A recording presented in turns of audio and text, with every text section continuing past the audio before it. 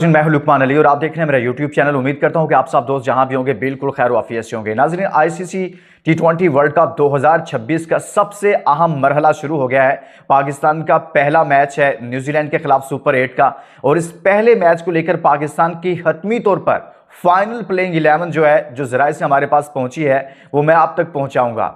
कितने ऐसे नाम हैं कि जिन बड़े नामों पर कांटा लगा दिया गया है। जो कल लास्ट वीडियो मैंने की थी उसमें मैंने आपको बताया था कि बाबर आजम एडजस्ट नहीं हो रहे, तो क्या उनसे मुतल्लिक फैसला हो गया है? जी हां, बिल्कुल उनसे मुतल्लिक हतमी फैसला हो गया है। इस वीडियो में मैं आपको बताऊंगा कि बाबर आजम प्लेइंग 11 में है या नहीं है, और इसमें कि 2 बॉलर्स, 2 बैटर्स और साथ में बैटिंग ऑर्डर, इतनी सारी तब्दीलियां न्यूजीलैंड के खिलाफ मैच में कर दी गई हैं। ये मैं एक एक नाम प्लेइंग 11 का आपके सामने रखूंगा। क्या बाबर हैं? क्या फखर जमान शामिल हुए हैं, नहीं हुए?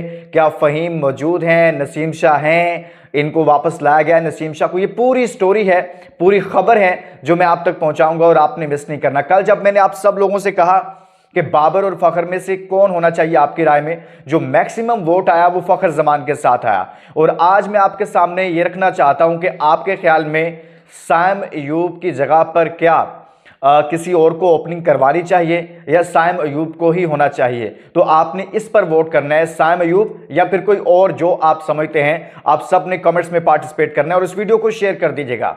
और ये वीडियो आज की बहुत अहम है। मैं इसमें न्यूजीलैंड की स्ट्रेंथ भी आपके सामने रखूंगा। जहां पाकिस्तान की प्लेइंग 11 हतमी तौर पर आपके सामने रखूंगा, वहां पर न्यूजीलैंड की स्ट्रेंथ आपके सामने रखूंगा, उसके वीक पॉइंट्स आपके सामने रखूंगा। और जब पूरी वीडियो आप देखेंगे तो आपको मजा आएगा और आपको पता चलेगा कि पाकिस्तान कहां खड़ा है और न्यूजीलैंड टीम कहां पर स्टैंड कर रही है और पाकिस्तान इस मैच को कैसे जीत सकता है। यह बहुत इंफॉर्मेटिव वीलॉग है आज का, आपने इसको आखिर तक देखना है। नए दोस्तों को वेलकम कहते हैं। यह आपका चैनल है, इस चैनल को सब्सक्राइब कीजिएगा। यहां आपको बहुत सारी इनसाइड स्टोरीज मिलेंगी, सो आपने चैनल सब्सक्राइब करना है। जहां जहां से आप देखते हैं आपका दिल से शुक्रिया। अपने शहरों के नाम लिखा करें, पाकिस्तान के तमाम शहरों से, भारत से, कश्मीर की वादियों से, हमारे परदेसी भाई पाकिस्तान से बाहर, यूरोप में, यूके, यूएस से, सऊदी अरब में, जहां जहां से देखते हैं आपका शुक्रिया।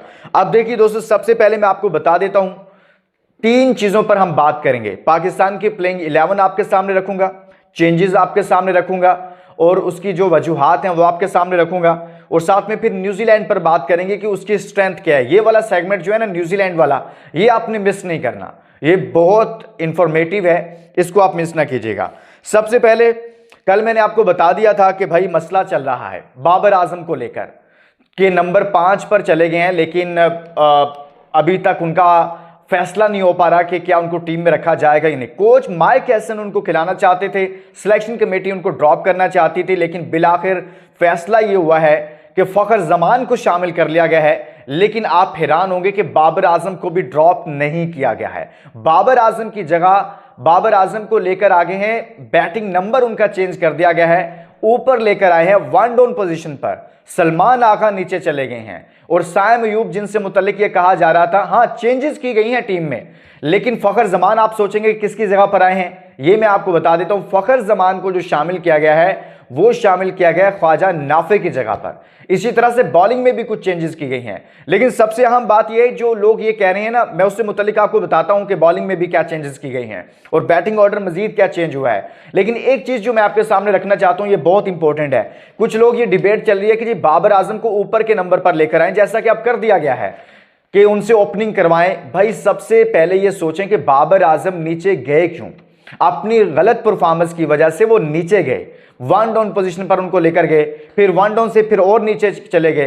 पहला सवाल तो ये कि वो नीचे लाया ही उनको इसलिए गया है कि ऊपर वो परफॉर्म नहीं कर रहे थे, उनकी परफॉर्मेंसेस पाकिस्तान के लिए कारआमद साबित नहीं हो रही थी, तो वो नीचे आए। अब नीचे वो एडजस्ट नहीं हो पा रहे थे, और ड्रॉप उनको इसलिए नहीं किया जा रहा था कि चूंकि वो बड़े नाम है और पाकिस्तान अभी भी, पाकिस्तान क्रिकेट माइक हैसन ये चाहते हैं कि जी उनको रखा जाए, उनको शामिल टीम का हिस्सा बनाया जाए। लेकिन अब उनको वन डाउन पोजीशन दे दी गई है। ख्वाजा नाफे का कसूर क्या है कि उनको ड्रॉप कर दिया गया है, उनकी जगह पर फखर जमान को शामिल कर लिया गया है। हालांकि बाबर आजम की जगह पर फखर जमान को शामिल करना चाहिए था। पहले जब हम कहते थे बाबर को ड्रॉप करें तो हमें कहा जाता था रिप्लेसमेंट नहीं है, बेंच पर कोई प्लेयर मौजूद नहीं है। अब तो फखर जमान मौजूद थे, बेंच भी मौजूद था, तो आपको फखर जमान को शामिल करना चाहिए था, बाबर को ड्रॉप करना चाहिए था, आपको रिस्क नहीं लेना चाहिए था, आपको अपनी वर्ल्ड कप की कैंपेन को खराब नहीं करना चाहिए था, और आप अपने वर्ल्ड कप की कैंपेन को इस तरह से करके खराब कर रहे हैं। लेकिन बाहर का वर्ल्ड कप में बाबर आजम को न्यूजीलैंड के खिलाफ रखा गया है, फखर जमान को ख्वाजा नाफे की जगह पर लेकर आए हैं। ओपनर्स वही हैं, लेकिन बैटिंग ऑर्डर चेंज है। बाबर वन डाउन है, सलमान आगा नीचे है, फिर फखर हैं, फिर उसके बाद उस्मान शादाब हैं, और फिर अब मैं बॉलिंग से मुतल्लिक आपको बता दूं, ये भी सुन लीजिएगा। फहीम अशरफ को ड्रॉप कर दिया गया है, उनकी जगह पर शामिल किया गया है नसीम शाह को। दो फास्ट बॉलर पाकिस्तान स्पेशलिस्ट के साथ जा रहा है, सलमान मिर्जा नसीम शाह के साथ।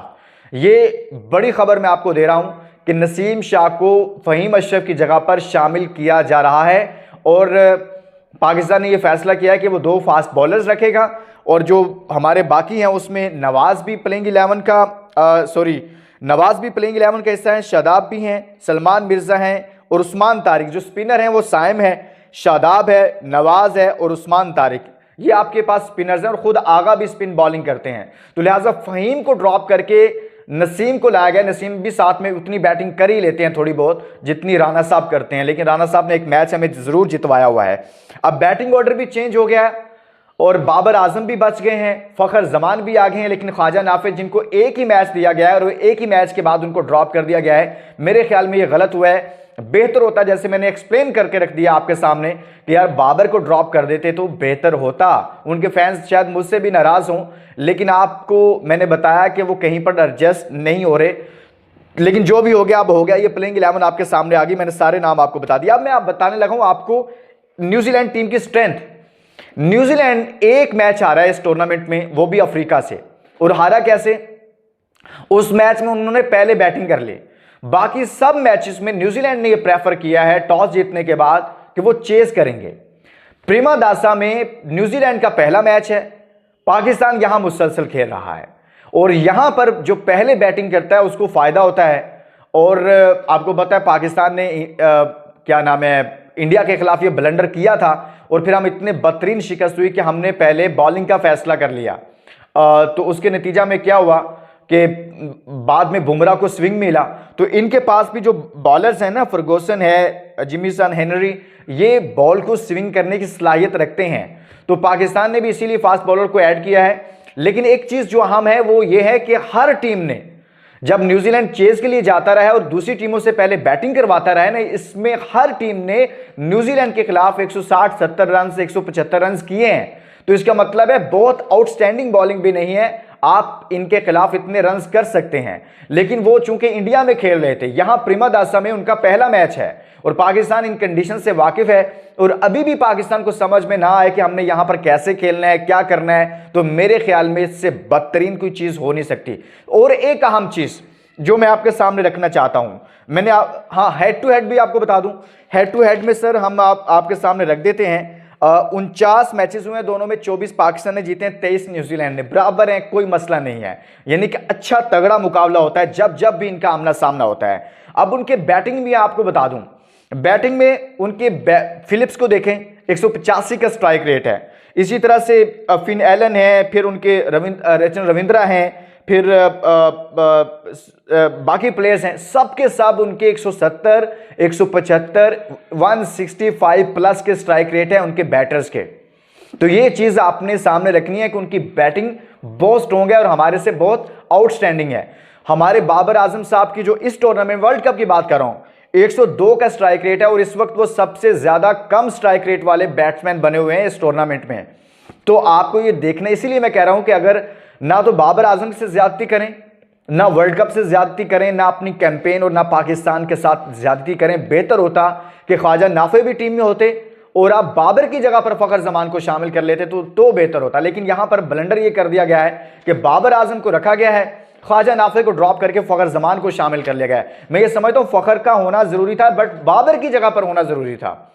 लेकिन ये प्लेइंग 11 बनी है, फहीम अशरफ नहीं है, नसीम शाह को लाया गया है, तो सारी बातें मैंने इस वीडियो में आपके सामने रख दी हैं कि टॉस जीतने के बाद आप यहां पर पहले बैटिंग करें। ख्वाजा और सलमान मिर्जा साहब, दूसरी बड़ी गलती, सबसे अहम बात, जो सबसे बड़ी गलती सलमान मिर्जा कर रहे हैं और हम सब उनके सामने हाथ जोड़ते हैं कि भाई आपका जो ट्रम्प कार्ड है जिससे सारी टीमें डरी हुई हैं वो है उस्मान तारिक। तो मेहरबानी करके आप 11वें 12वें 13वें ओवर्स के बाद उनको ना लेकर आएं। आपकी मेहरबानी उनको छठे ओवर्स के बाद 7वें ओवर में लेकर आएं। उनको आप 5वें 6ठे 7वें ओवर में यूटिलाइज करें, उनको मुतारिफ करवा दें।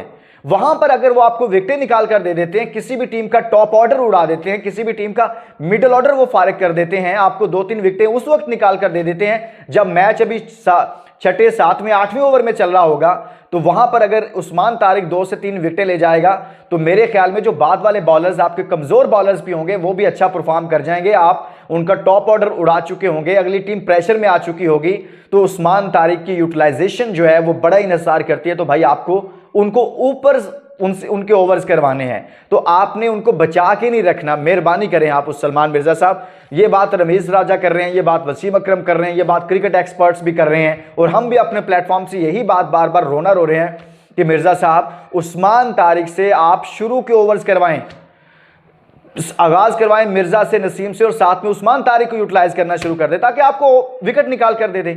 तो इसके साथ ही दोस्तों इजाजत दीजिए, और हम उम्मीद करते हैं कि पाकिस्तान ये मैच जीतेगा। और इस वीडियो को शेयर कीजिएगा, अपना बहुत सारा ख्याल रखिएगा। अल्लाह हाफिज़।